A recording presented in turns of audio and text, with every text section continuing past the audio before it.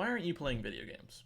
For a few people out there, it's really just not their thing, which is fine, but some of you really haven't given them a chance yet, and that's kind of ridiculous. Video games are like a big bundle of hobbies, social media, entertainment, rewarding challenges, all rolled up into this great big beautiful thing.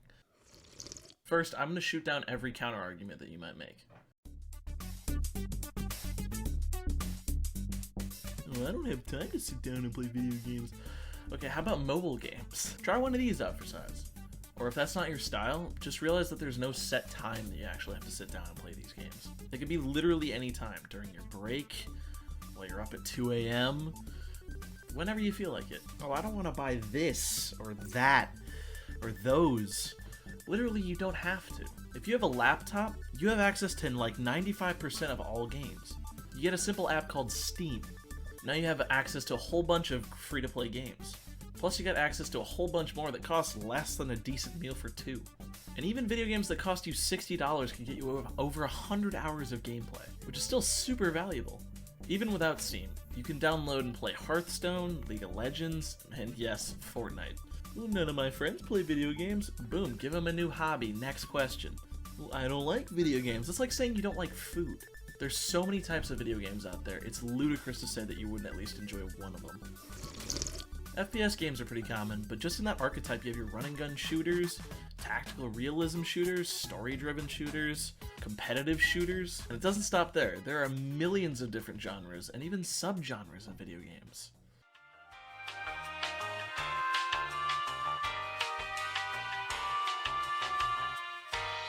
You've got your competitive games. Creative games.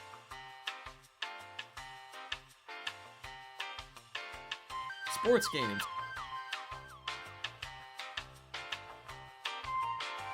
Horror games.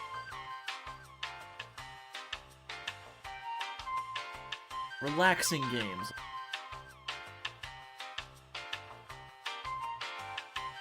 Team building games. Party games.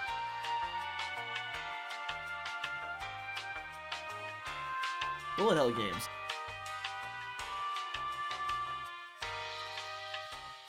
Exploration games. Games for just goofing around. Puzzle games.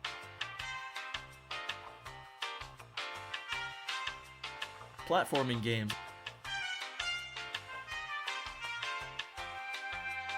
Racing games.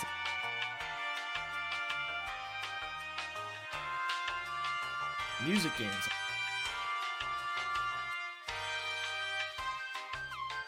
Story games.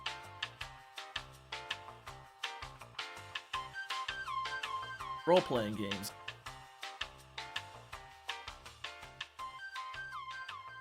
I get that was a lot of information, but if any of those sounded interesting to you, they're worth a quick Google search.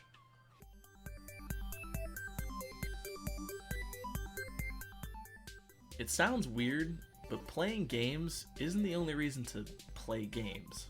What I mean is there's a lot more you'll get out of the experience than just fun. There are perks like making online friends or joining communities, experiencing new ideas, new worlds, new thrills, building a sense of accomplishment or self-worth, and sometimes just making great memories. Are you still somehow against the idea of playing video games? Well, according to multiple studies, playing video games as simple as Super Mario 64 for just 30 minutes a day can boost your memory function, fine motor skills, and strategic planning. Playing games that throw you into the action can help your attention to detail. More complex video games that require higher levels of cognitive thinking can even help slow the aging process of the brain by up to 7 years. The world of video games is so vast, there's really no way there isn't at least one game out there that'll help exercise your brain. To put it simply, there really is no reason that you shouldn't give video games a try. There's an appeal to everyone, and that's part of what makes video games so unique and fun. They draw in crowds young and old, and they unite people from across the globe. And as our society becomes more technologically advanced, video games are now easily accessible almost anywhere. So why not expand your palette a bit and try something new? If you're new to gaming, start small and see what you like. And if you're a big gamer, why not do some digging and see what cool indie titles there are out there? You never know what the world of gaming has to offer.